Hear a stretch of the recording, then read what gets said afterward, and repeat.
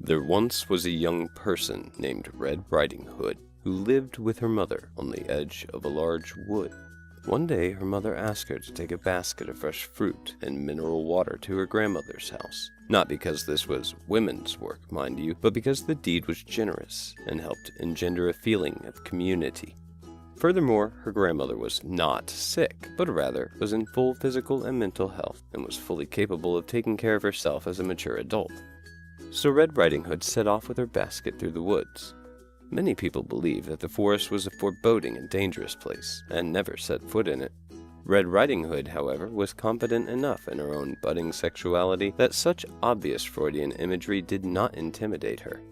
On the way to Grandma's house, Red Riding Hood was accosted by a wolf who asked her what was in her basket. She replied, "Some helpful snacks for my grandmother, who is certainly capable of taking care of herself as a mature adult."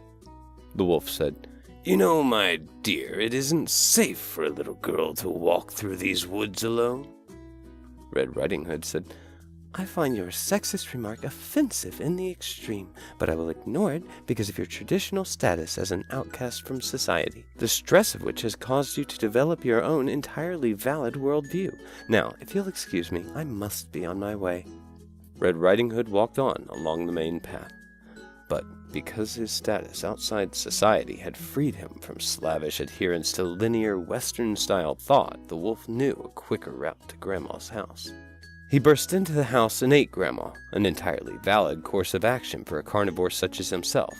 Then, unhampered by rigid traditionalist notions of what is masculine or feminine, he put on Grandma's nightclothes and crawled into bed.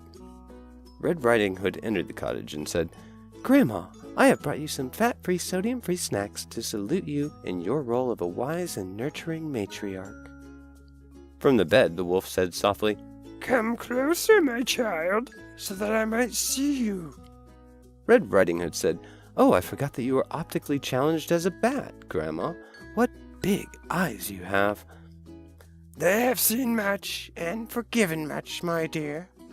"Grandma, what a big nose you have. Only relatively, of course, and certainly attractive in its own way." "It has smelled much and forgiven much, my dear." "Grandma, what big teeth you have." The wolf said, "I am happy with who I am and what I am," and leapt out of the bed. He grabbed Red Riding Hood in his claws, intent on devouring her.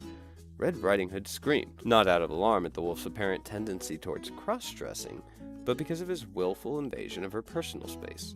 Her screams were heard by a passing wood chopper person, or log field technician as he preferred to be called. When he burst into the cottage, he saw the melee and tried to intervene. But as he raised his axe, Red Riding Hood and the wolf both stopped.